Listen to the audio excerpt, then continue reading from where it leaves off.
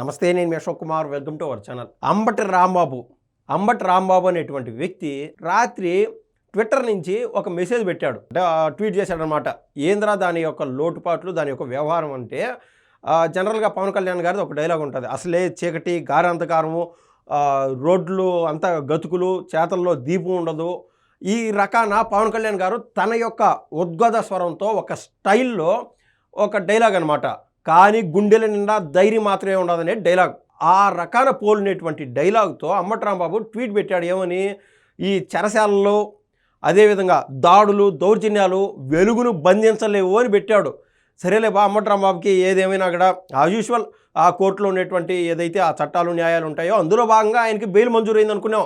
తీరా నిద్రలే చూసేలోపు ఈయనకు ఆ బెయిల్ మంజూరు అయింది. అది కాదని లేదు ఒక కేసులో. కానీ మరో కేసులో పీటీ వారెంట్ అడిగినారు పోలీసు వారు.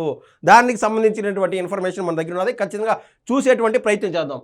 లాటరీ కేసులో నేడు కోర్టుకు అంబటి, గుంటూరు కోర్టులో సత్తెనపల్లి పోలీసులు పీటీ వారెంట్ 22లోగా హాజరుపరచాలని కోర్టు ఆదేశము.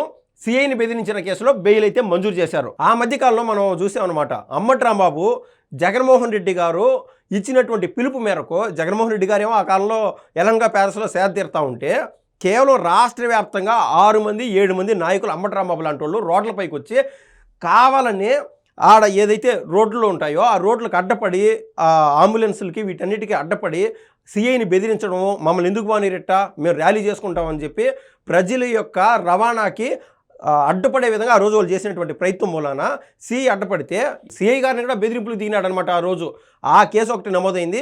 మొన్న ఇది పరాకాష్ఠకి చేరింది. అంబటి రాంబాబుని సిఐ అరెస్ట్ చేయలేదనో, లేకుంటే ఎస్ఐ గారు అరెస్ట్ చేయలేదనో, ఏ కేసులోనో ఇదివరకు అంబటి రాంబాబుపై ఉన్నటువంటి అన్నదమ్ముళ్ళు ఒక స్థలాన్ని కబ్జా చేసినటువంటి కేసులోనూ దేంట్లోనూ మమ్మల్ని అరెస్ట్ చేసేవాళ్ళు లేరు. ఎందుకంటే నేను మాజీ మంత్రిని కదా, అంబటి రాంబాబు అంటే రాష్ట్ర స్థాయిలో ఒక ఫిగరు అనేటువంటి ఆ ఫీలింగ్లో ఉన్నటువంటి అంబటి రాంబాబుకి ఇవన్నీ అరెస్ట్ కాకపోవడంతో ఆయన యొక్క ఆలోచన ఏదైతే ఉన్నదో పరాకాష్ఠకి చేరిపోయి సాక్షాత్తు ఏపీ ముఖ్యమంత్రి అయినటువంటి నారా చంద్రబాబు నాయుడు గారిని దూషిస్తూ వాళ్ళ తల్లిదండ్రులను ఉద్దేశిస్తూ ఆయన మాట్లాడినటువంటి మాటల మూలన ఈరోజు అరెస్ట్ అయినాడు.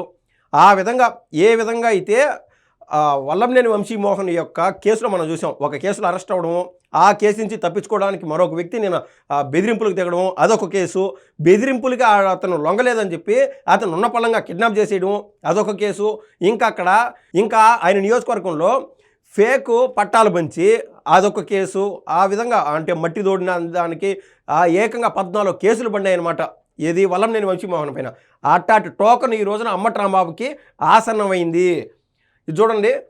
రాజమండ్రి సెంట్రల్ జైలు నుంచి వైసీపీ నాయకుడు, మాజీ మంత్రి అంబటి రాంబాబు బెయిల్పై విడుదల విషయంలో తీవ్ర ఉత్కంఠ నెలకొంది. ప్రస్తుతం ఆయన రిమాండ్లో ఉన్న కేసులో బుధవారం కోర్టు బెయిల్ మంజూరు చేసేసింది. అయితే అదే సమయంలో మరో కోర్టులో పల్నాడు జిల్లా సత్తెనపల్లి 2 టౌన్ పోలీసులు పీటీ వారెంట్ చేయడంతో ఈ నెల 22లోగా అంబటిని హాజరుపరచాలని కోర్టు ఆదేశించింది.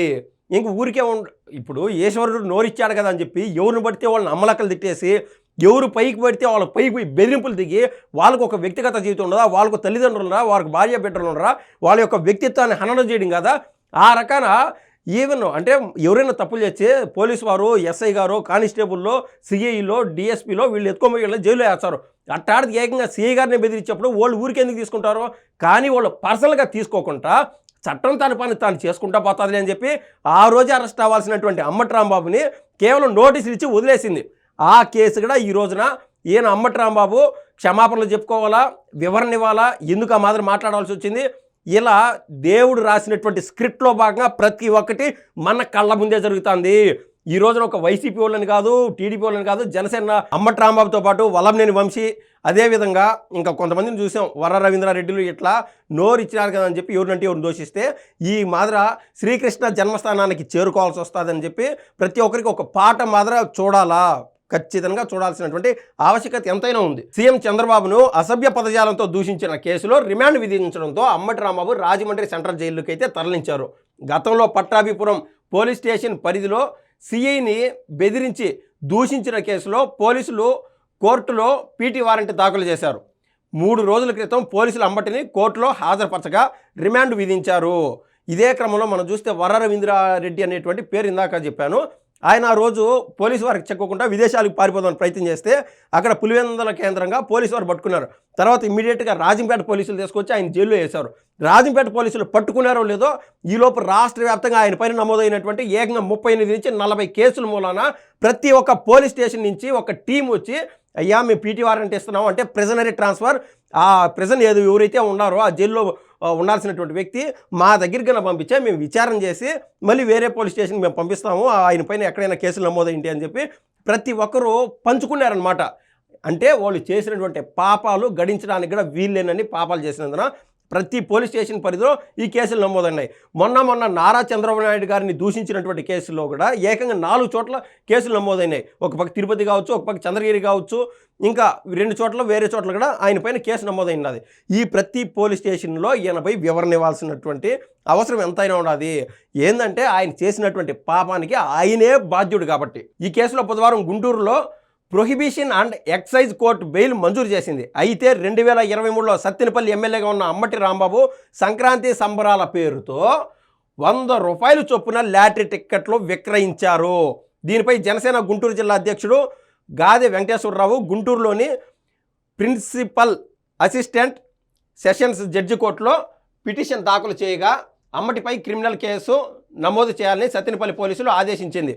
అంటే వీళ్ళు చేసినటువంటి పాపము 2023లో జగన్మోహన్ రెడ్డి గారు ప్రభుత్వంలో ఉన్నప్పుడు జనరల్గా ఈయన చేసినటువంటి వ్యవహారం ఇంక డెప్త్ చూడండి మీకు అర్థమవుతుంది. జగనన్న అమ్మ ఒడి అనే పథకం ఇస్తూ ఉన్నాడు కాదనలా, ఇంకా అడపాడప రైతులకు సంబంధించి రైతు భరోసా అనేటువంటి పేరుతో సంవత్సరంలో 1-2 సార్లు 5,500 డబ్బులు వేస్తా వచ్చినాడు. అంటే మనం కట్టేటువంటి ట్యాక్సుల మూలాన ప్రభుత్వం తన బాధ్యతగా రిటర్న్ గిఫ్ట్ మీరు కొట్లాడుకోవడానికో వాళ్ళపైన రివెంజ్ తీర్చుకోవడానికో అది కాదు, మనం కట్టేటువంటి డబ్బులు మనకే ఇస్తూ వచ్చింది. ఇలా ప్రభుత్వం ఇచ్చేటువంటి ఏదైతే పథకాలు లబ్ధి పొందుతారో రైతులు కావచ్చు, ఇంకొంతమంది ఇప్పుడు ఆటో కార్మికులు కావచ్చు, ఎవరు లబ్ధి పొందినా కూడా వాళ్ళ పేరు లిస్ట్ వేసుకొని అంబటి రాంబాబు చేసినటువంటి వ్యవహారం చూడండి. నేను డ్యాన్స్ వేస్తాను సంక్రాంతి వస్తే మీరు వచ్చి చూడాలి అని చెప్పి హుకుం జారీ చేశాడు. ప్రతి ఒక్కటి జీవితంలో ప్రతి నిమిషం బిజీగానే ఉండాలి. ఈ కాలంలో అంత ఆశమాషగా లేదు, పరుగులు తీసేటువంటి కాలం.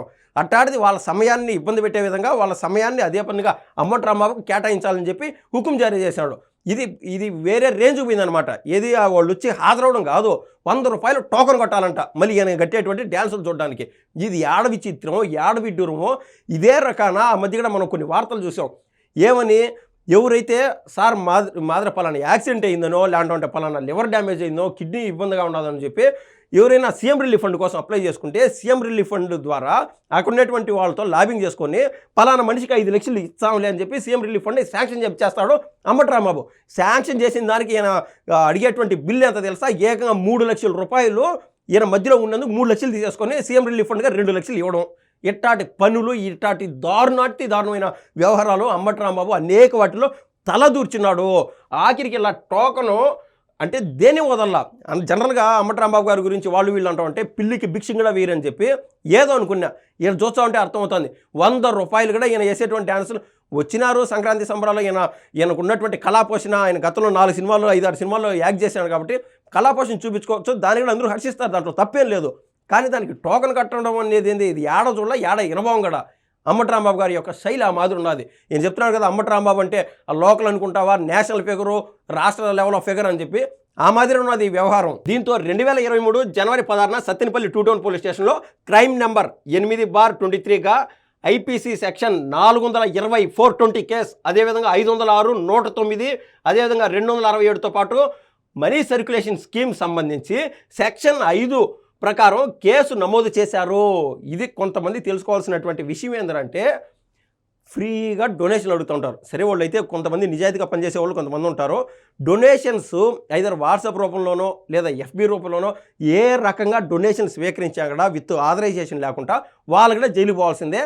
ఇలా వీళ్ళని ఎవరైనా పట్టించిన వాళ్ళు కూడా గవర్నమెంట్ డబ్బులు ఇస్తుంది, ఖచ్చితంగా డబ్బులు ఇస్తుంది. రిలీవరీ కింద అనేటువంటి పేరుతో వీళ్ళకి డబ్బులు ఇచ్చేటువంటి కార్యక్రమం ఉన్నది. ఇలా మాదిరిన తల లేకుండా తోక లేకుండా ఫ్రీగా డొనేషన్ లాగినటువంటి ఈ కేసు ఏదైతే సెక్షన్ 5 ఉన్నదో దాని ప్రకారం ఈయన పైన కేసు నమోదైంది. కానీ జగనన్న ఆ రోజు ఎప్పుడు అరెస్ట్ చేసినటువంటి దాఖలా లేవు. ఎందుకంటే అప్పుడు ఆ రోజున చట్టం గురకబెట్టి నిద్రపోతా ఉందేమో అని చెప్పి ఈ రోజున రాష్ట్ర ప్రజలు చర్చను చేసుకున్నారు. ఈ కేసులో 14 మందిని విచారించిన అనంతరం పోలీసులు ఛార్జ్ షీటు సిద్ధం చేశారు.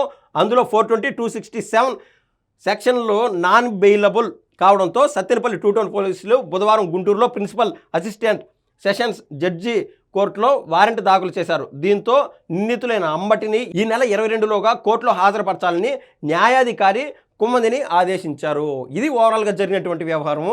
ఏదేమైనా కూడా ఈరోజు మళ్ళీ వైసీపీ సోషల్ మీడియాలోనూ వాటిల్లోనూ ఈ అంబటి గారిని ఎదుర్కోలేక వీళ్ళేదో ఊరికే కేసులు పెడుతున్నారు, ఊరికే పీటీ వారెంట్లు ఇస్తున్నారంటే ఆ రోజు సక్రమంగా మీరు కన్నా ఆ రోజు 2023లోను 2022 2024లోనూ ఈయన చేసినటువంటి తప్పులు కన్నా గడించి వాటికి అప్పుడే కన్నా శిక్ష కన్నా వేసినంటే ప్రభుత్వానికి ఒక భారీ మైలేజ్ వచ్చిండేది ఆ రోజున వైసీపీ ప్రభుత్వానికి.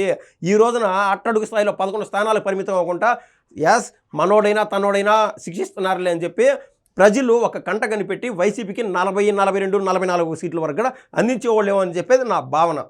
దీనిపైన మీ అభిప్రాయం తెలుపుతారని నేను కోరుతున్నా. ధన్యవాదాలు.